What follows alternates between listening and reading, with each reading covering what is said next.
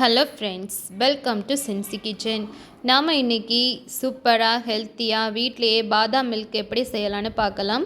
வீடியோக்குள்ளாடி போகிறதுக்கு முன்னாடி என்னோடய சேனல் சென்சி கிச்சனை சப்ஸ்கிரைப் பண்ணிக்கோங்க ஃப்ரெண்ட்ஸ்.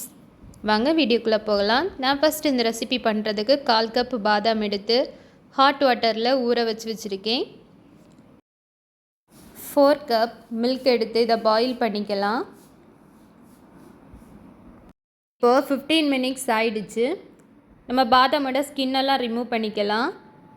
இது ஓவர் நைட்டு கூட நம்ம ஊற வச்சு இந்த மாதிரி ஸ்கின் ரிமூவ் பண்ணி நம்ம செய்யலாம். பட் 15 மினிட்ஸ் நம்ம ஹாட் வாட்டரில் சோக் பண்ணி வச்சாலும் அதே மாதிரி ஈஸியாக வரும். இது மாதிரி ஸ்கின்னை ரிமூவ் பண்ணிவிட்டு இப்போ ஒரு மிக்ஸி ஜாரில் இதை ஆட் பண்ணிக்கலாம். கூடவே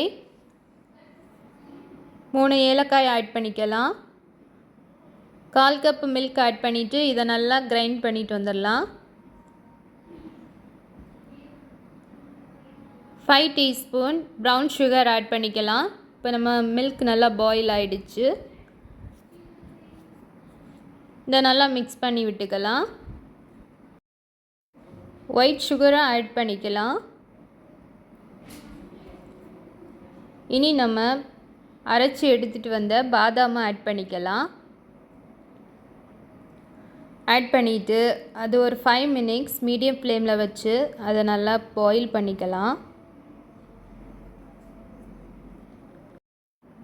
பாதாமில் அதிக சத்துக்கள் நிறைந்திருக்கு. கால்சியம், மெக்னீஷியம், ஃபைபர், விட்டமின்ஸ் எல்லாம் நிறையவே இருக்குது. இது மோஸ்ட்லி மார்னிங் நம்ம ட்ரிங்க்ஸாக குடிக்கிறது ரொம்பவே உடம்புக்கு நல்லது. இது மாதிரி மிக்ஸ் பண்ணி கொடுத்துட்டே இருக்கணும். அடிக்கடி நம்ம வீட்டிலே பாதாம் மில்க் பிள்ளைங்களுக்கு ஹெல்த்தியாக இது மாதிரி செய்து கொடுக்கலாம். ரொம்பவே டேஸ்ட்டாக இருக்கும். நீங்களும் இது மாதிரி ட்ரை பண்ணி பாருங்கள். ரொம்ப ஆரோக்கியமான பாதாம் மில்க் சூப்பராக ரெடி ஆகிடுச்சு ஃப்ரெண்ட்ஸ். இப்போ நம்ம ஸ்டவ் ஆஃப் பண்ணிக்கலாம். இனி நம்ம சர்வ் பண்ணிக்கலாம்.